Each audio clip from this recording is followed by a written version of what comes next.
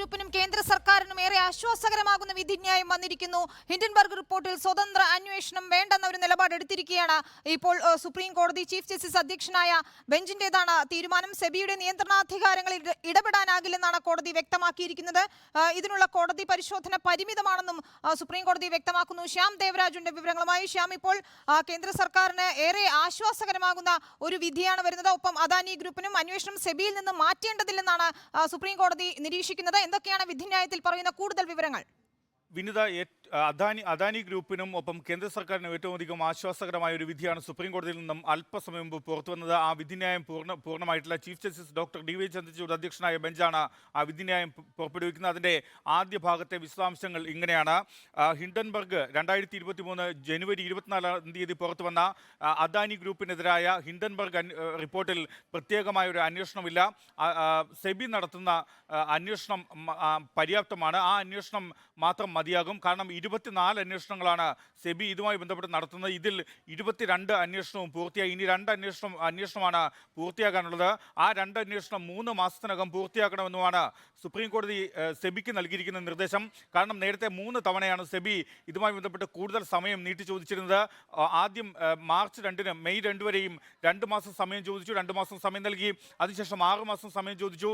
അതിൽ 4 മാസം സമയം നൽകി. അത് ഓഗസ്റ്റ് മാസം അവസാനിക്കുകയും ചെയ്തു. തുടർന്നാണ് 15 ദിവസം കൂടി സമയം നീട്ടി ചോദിച്ചതെന്നാൽ ആ സമയം സുപ്രീം കോടതി നൽകിയില്ല. പക്ഷേ ഇപ്പോൾ സുപ്രീം കോടതി 3 മാസവും കൂടി സെബിക്ക് അന്വേഷണം പൂർത്തിയാക്കാൻ സമയം നൽകിയിരിക്കുന്നു.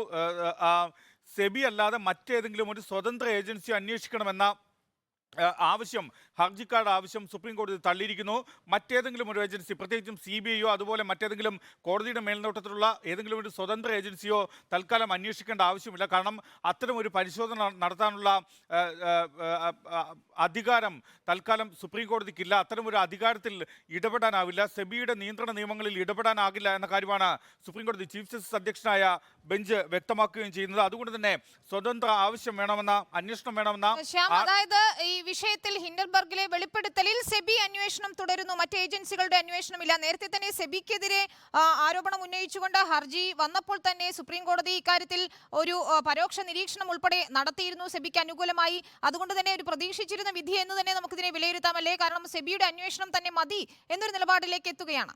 അങ്ങനെ തന്നെയാണ്. കാരണം ഒരു ഘട്ടത്തിൽ സുപ്രീം കോടതി ഇതിന്മേൽ നിരീക്ഷിച്ചത് ഇത് ആക്ഷേപങ്ങളെ, അതായത് സെബിയെ സംശയിക്കാൻ മതിയായ കാരണങ്ങളില്ല എന്ന് സുപ്രീം കോടതി ഒരു ഘട്ടത്തിൽ നിലപാടെടുക്കുന്നു. ഒപ്പം അദാനി ഗ്രൂപ്പിന് അനുകൂലമായൊരു നിലപാട് കൂടി ഒരു സമയത്ത് വാദത്തിനിടയ്ക്ക് സുപ്രീം കോടതി സ്വീകരിക്കുകയും ചെയ്തിരുന്നു. അതുകൊണ്ട് തന്നെ മാത്രമല്ല ഇതിൻ്റെ സമിതിയുടെ നിഷ്പക്ഷത ചോദ്യം ചെയ്തിട്ടുള്ള ചില വാദവും കൂടി ഉയർന്നിരുന്നു. അത്തരം എല്ലാ വാദങ്ങളെയും സുപ്രീം കോടതി ആ ഘട്ടത്തിൽ തന്നെ സുപ്രീം കോടതി chief justice doctor DY Chandrachud അധ്യക്ഷനായ 3-അംഗ ബെഞ്ച് ആ ഘട്ടത്തിൽ തന്നെ തള്ളിയിരുന്നു. അതിൻ്റെ തുടർച്ചയാണ് അത്. അല്ലെങ്കിൽ അത്തരമൊരു കാര്യമാണ് അദാനി ഗ്രൂപ്പിലേക്ക് അന്വേഷണം പോകുന്നില്ല എന്നതാണ് ഏറ്റവും പ്രധാനപ്പെട്ട കാര്യം. ഈ അന്വേഷണത്തിന് ആധാരമായ ഏറ്റവും പ്രധാനപ്പെട്ട വിഷയം, അദാനി ഗ്രൂപ്പ് തൻ്റെ ഗ്രൂപ്പ് ഓഫ് കമ്പനീസിൽ വിവിധങ്ങളായ കമ്പനികളിൽ ഓഹരി വിലയിൽ വ്യത്യാസം കാണിച്ചു, അല്ലെങ്കിൽ വില കൂട്ടി കാണിച്ചു എന്ന കാര്യമാണ്. ഇതൊരു വലിയ ക്രമക്കേടാണ് എന്ന രീതിയിലാണ് US ആസ്ഥാനമായ ഹിൻഡൻബർഗിൻ്റെ റിപ്പോർട്ട് പുറത്തു വന്നത്. 2023 ജനുവരി മാസം 24-ാം തീയതി പുറത്തു വന്ന റിപ്പോർട്ട്. ഇതൊരു 3ാമത്തെ കക്ഷിയുടെ റിപ്പോർട്ടാണ്. ഇതിന് വേണ്ടത്ര വിശ്വാസ്യതയില്ല. അത്തരമൊരു വിശ്വാസ്യതയില്ലാത്ത റിപ്പോർട്ടിൻ്റെ അടിസ്ഥാനത്തിൽ പ്രത്യേകമായ ഒരു അന്വേഷണം നടത്താനാവില്ല എന്ന കാര്യം കൂടിയാണ് സുപ്രീം കോടതി ഇപ്പോൾ സൂചിപ്പിക്കുന്നത്. അതുകൊണ്ട് തന്നെയാണ് അത് അദാനി ഗ്രൂപ്പിനും ഒപ്പം അദാനി ഗ്രൂപ്പ് ഓഫ് കമ്പനീസിനും കേന്ദ്ര സർക്കാരിനും അടക്കം ആശ്വാസകരമാവുന്നത്. കാരണം കേന്ദ്ര സർക്കാരിനെതിരെ ഉയർന്ന ഏറ്റവും പ്രധാനപ്പെട്ട ഒരു ആരോപണം എന്നത് അദാനി ഗ്രൂപ്പിനെ പല ഘട്ടങ്ങളിൽ കേന്ദ്ര സർക്കാർ വഴിവിട്ട് സഹായിക്കുന്നു എന്നതായിരുന്നു. വലിയ വ്യവസായികളടക്കം, മുൻനിര വ്യവസായ സ്ഥാപനങ്ങളടക്കം ഇത്തരം ആക്ഷേപങ്ങൾ ഉന്നയിക്കുകയും ചെയ്തിരുന്നു. പക്ഷേ അതുകൊണ്ട് തന്നെയാണ് അത് കേന്ദ്ര സർക്കാരിനെ ഒരു ഘട്ടത്തിൽ പ്രതിരോധത്തിലാക്കിയത്. ഇതിൽ അദാനിക്കെതിരെ ഒരു പ്രത്യേകമായ അന്വേഷണം, സ്വതന്ത്രമായ അന്വേഷണം ഇല്ല എന്നൊരു ഘട്ടം വരുമ്പോൾ അത് കേന്ദ്ര സർക്കാരിനെ സംബന്ധിച്ച് കൂടി അത്തരമൊരു ആശ്വാസകരമായ സംഗതിയായി കേന്ദ്ര സർക്കാരിന് കൂടി മാറുന്നത് ഈ ഘട്ടത്തിൽ കൂടിയാണ്. എന്തായാലും അദാനി ഗ്രൂപ്പിനെ സംബന്ധിച്ചും വളരെ വലിയ ആശ്വാസമാണ്. നിലവിൽ സെബി നടത്തുന്ന അന്വേഷണം മതിയായതാണ്. വിശദാംശങ്ങളിലേക്ക് എത്താം. ഇപ്പോൾ AM ആരിഫ് MP നമ്മോടൊപ്പം ടെലിഫോൺ ലൈനിൽ ചേരുന്നു. ശ്രീ AM ആരിഫ്, ഇപ്പോൾ സെബി തന്നെ അന്വേഷിച്ചാൽ മതി അദാനിക്കെതിരായ ആരോപണങ്ങളിൽ എന്നൊരു വിധിയാണ് സുപ്രീം കോടതിയിൽ നിന്നും വന്നിരിക്കുന്നത്. ഇക്കാര്യത്തില് സുപ്രീം കോടതിയുടെ വിധിയുടെ പൂർണ്ണരൂപം ഞാൻ കണ്ടില്ല. ഇത് ഞാൻ കണ്ടില്ലെങ്കിലും സെബി തന്നെ അന്വേഷിച്ചാൽ മതി എന്ന് പറയുന്ന സുപ്രീം കോടതിയുടെ നിലപാട് അദാനിക്ക് അനുകൂലമായി വന്നിരിക്കുന്നു എന്ന നിലയിൽ ആണ് ഇപ്പൊ മനസ്സിലാക്കാൻ കഴിയുന്നത്. അപ്പോ അത് യഥാർത്ഥത്തിൽ ഇപ്രകാരമുള്ള ഒരു വലിയ സാമ്പത്തിക തട്ടിപ്പാണ് കൊണ്ടുവന്നത്. പെരുപ്പിച്ച് കാണിച്ചുകൊണ്ട് അദ്ദേഹത്തിന്റെ നിക്ഷേപങ്ങളിലുള്ള പെരുപ്പിച്ച് കാണിച്ചുകൊണ്ടുള്ള ഓഹരി വിറ്റഴിക്കൽ സംബന്ധിച്ച് ഇത്രയും കാലം വലിയ വിവാദമുണ്ടായിട്ടും സെബി ഇക്കാര്യത്തിൽ ഒരു തീരുമാനം എടുക്കാൻ പോലും കഴിയായിരുന്നു എന്തുകൊണ്ടാണെന്ന് മനസ്സിലാകുന്നില്ല. ഇങ്ങനെയും ഇപ്പൊ വാർത്ത വന്നിട്ട് ഇപ്പോ നാളുകളേറെയായി. ഇത്രയും വലിയ വിവാദം കത്തിപ്പെടുന്ന ഒരു വിഷയത്തിൽ അന്വേഷണം നടത്തി അതിന്മേൽ റിപ്പോർട്ട് കൊണ്ടുവരാൻ സെബിക്ക് കഴിഞ്ഞിരുന്നു എങ്കിൽ ഇപ്പോൾ അത് സംബന്ധിച്ചുള്ള വലിയ പുകപടലങ്ങൾ നമ്മുടെ രാഷ്ട്രീയ അന്തരീക്ഷത്തിലും പാർലമെന്റിലും ഒക്കെ വലിയ തോതിൽ ചർച്ച ചെയ്യപ്പെട്ടതാണ്. അപ്പൊ ഇതിനകത്ത് സെബിയെ അന്വേഷിച്ചാൽ മതി എന്നുള്ള നിലപാട് നിരാശാജനകമാണ്.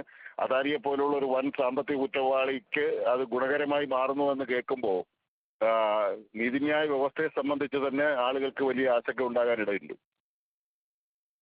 ശ്രീ എം ആരിഫ്, കോടതി പരിശോധന പരിമിതമാണ്, സെബിയുടെ നിയന്ത്രണാധികാരങ്ങളിൽ ഇടപെടാനാകില്ല തുടങ്ങിയ നിരീക്ഷണങ്ങളും കൂടി കോടതി നടത്തിയിട്ടുണ്ട്. അതാ ഞാൻ പറഞ്ഞത്, കോടതി ഇക്കാര്യത്തില് കുറച്ചുകൂടി ഗൗരവമായ ഒരു നിരീക്ഷണമായിരുന്നു നടത്തേണ്ടിയിരുന്നത്. ഇന്ത്യയിലെ ജനങ്ങൾ അതാണ് ആഗ്രഹിച്ചിരുന്നത്. വ്യവസായ സാമ്രാജ്യമാകെ തന്നെ വ്യവസായികൾ തന്നെ പലരും പല രൂപത്തിൽ ഇക്കാര്യത്തിൽ രംഗത്ത് വന്നിരുന്നു. ശ്രീ ബജാജിനെ പോലുള്ള ആളുകൾ, അത്തരം വ്യവസായികളുടെ ലോകം പോലും ഇപ്രകാരം ആശങ്ക പ്രകടിപ്പിച്ച ഒരു സാഹചര്യത്തിൽ സുപ്രീം കോടതി വിധി നിരാശാജനകമാണ് എന്ന് മാത്രമേ എനിക്ക് പറയാൻ കഴിയൂ.